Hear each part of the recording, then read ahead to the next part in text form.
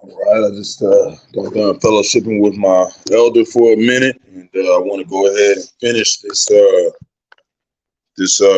couple, put them in some more precepts about this dream that I had, and just a little bit more on the understanding of what it meant, because I understand what it means, especially after talking to my elder, he pointed out some things as well. So, as we always get started off, shalom to the elect of Israel, to the hopeful elect of Israel, you Hebrew Israelites, you so-called Negroes, Latinos, Native American, West Indian Haitians, and the foreign Israelites that look like the other nations scattered across the four corners of the earth. Got to give all praise to Barak the Yahawah, Barak the Yahawashi, Barak the Yahawah, Barak the Yahawashi.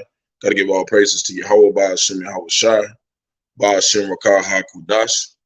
We give double honors to those and apostles of great millstone led me to this truth and been ordained by the Lord to teach the flock how to live, repent, pray, fast, and show forth the Lord's righteousness and mercy, judgment, forgiveness, and wrath to all those who are part of the elect and to the hopeful elect. So Lord willing to be part of that number. Lord willing to be edifying to those who fear in the name of the Lord and striving to show forth the Lord's righteousness every day to the best of their abilities. His judgment always comes to light. Zephaniah chapter 3, verse 5, and is not slack. 2 Peter chapter 3, verse 9. So I just want to put in a couple more precepts dealing with this.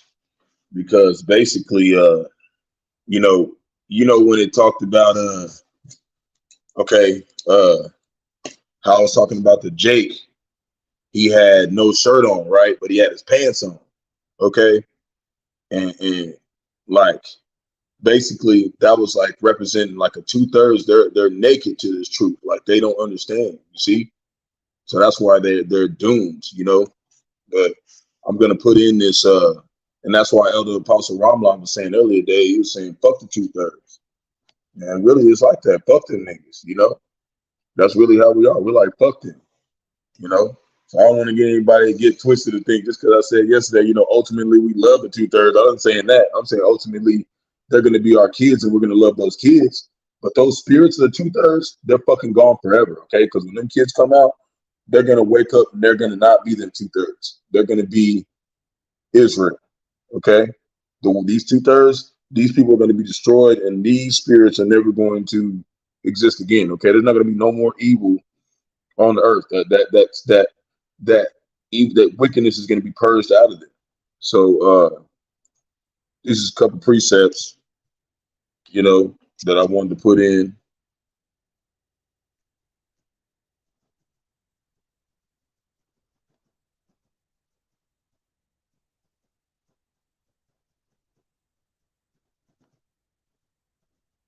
Because I know in the dream, I have my shirt on,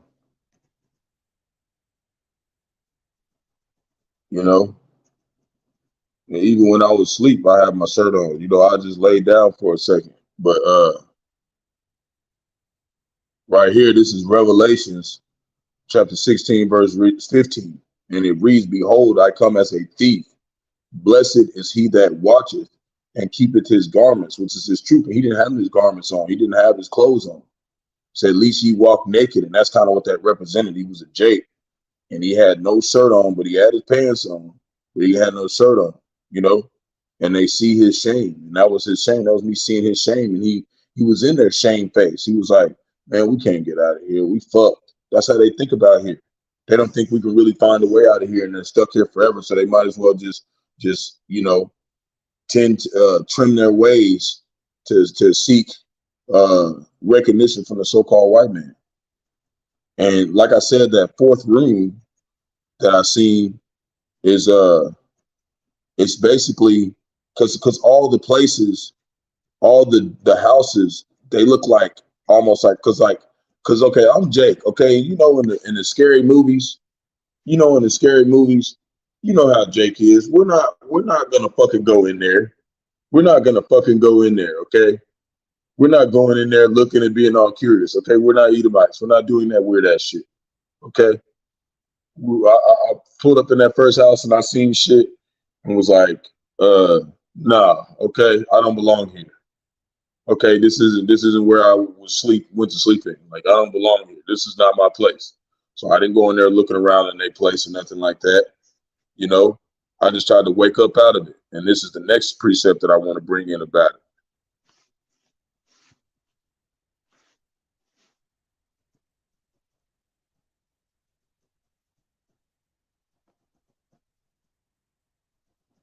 You know, and I was gonna put this in. I was gonna put all this in on my last lesson that I did for it. Uh, you know, but you know,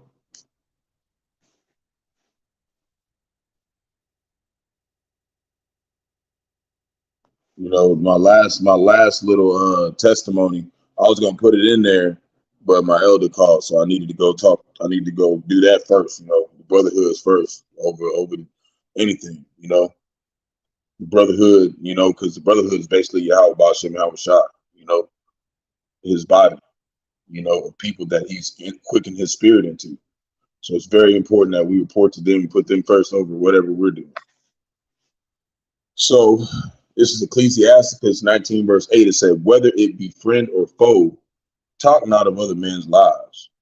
And if thou canst without offense, reveal them not. You see? So we're not supposed to talk about other men's lives, you know? We're not supposed to go and talk about other people's issues. Now, if it's personal and it's affecting me, you know, and I've tried to go privately and go to them and try to address it and been patient and long suffering, and they still don't do it. Okay, I'm gonna use it as edification. I ain't gonna bring up nobody's name, you know, but I'm gonna talk about the part of it where it's like it affected me. You see what I'm saying? So, that's kind of reason why I brought out my situation. It was part of the testimony of just, it wasn't like I wasn't trying to be like somebody who was, oh, look at this, what I went through. It was just more like, we Jake, man, we going through shit. Like, we need help. You know what I'm saying? Like the Lord's making it to where it's like, hey, you're gonna have to cling to the brotherhood. You're gonna have to cling to the ones that, I put around you to help you. It's not bad to ask for help. We need guidance, you know. So this right here, because I didn't want to just do one precept. I got to do at least 4 or 5. So,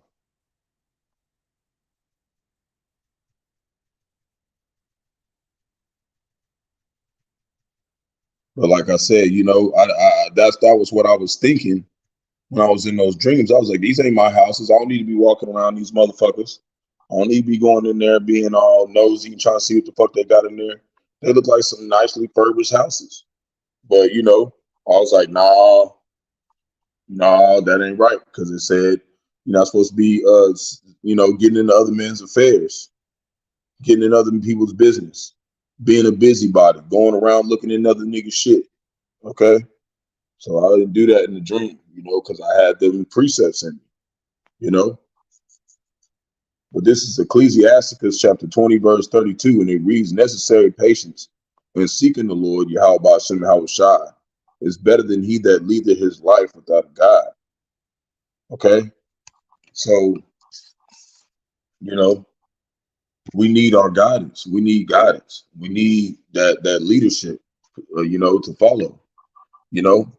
And that's why when I kept waking up in these houses, I felt like it was like, nah, this ain't right. This ain't where I'm supposed to be at. I don't feel comfortable here. So this is Micah chapter 2, verse 10. It says, arise ye and depart, for this is not your rest, because it is polluted. It shall destroy you even with a sore destruction. So that's why we're not supposed to, we're not supposed to go in these strange houses and go around and try to see what's going on with everybody. And no, we just need to focus on what we got going on and get the fuck out of there. You know? So this is my last precept.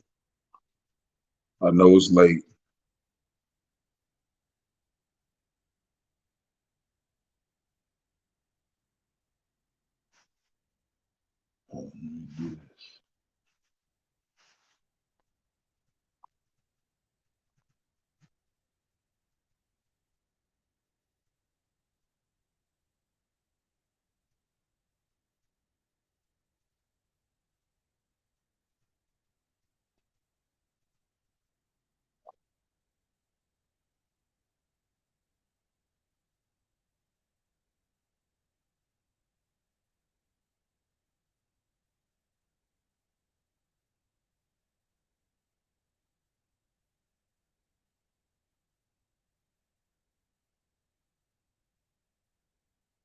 Okay.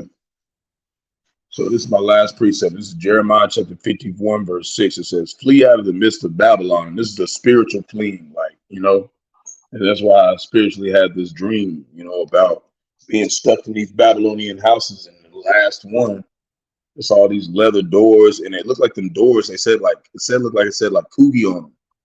Okay, and they look real nice, like real nice. And Jake and them was trapped in there. 2/3 of our people was trapped in these nice houses, and it was almost like I was really in somebody's house, like in the spirit world, but like was there, you know, and you could tell that it was just an eerie, weird feeling. Like the first house that I went to, it was like leather chairs and leather couches and stuff, and they was red, and like there was it was like a side where you could see the living room, you could see most of the living room in the kitchen, but there was a wall that was blocking a part of the house, and it was like dark over there, and it looked like the house had those two lights on, the kitchen and the living room light, but all the other lights was off, like they would sleep or something.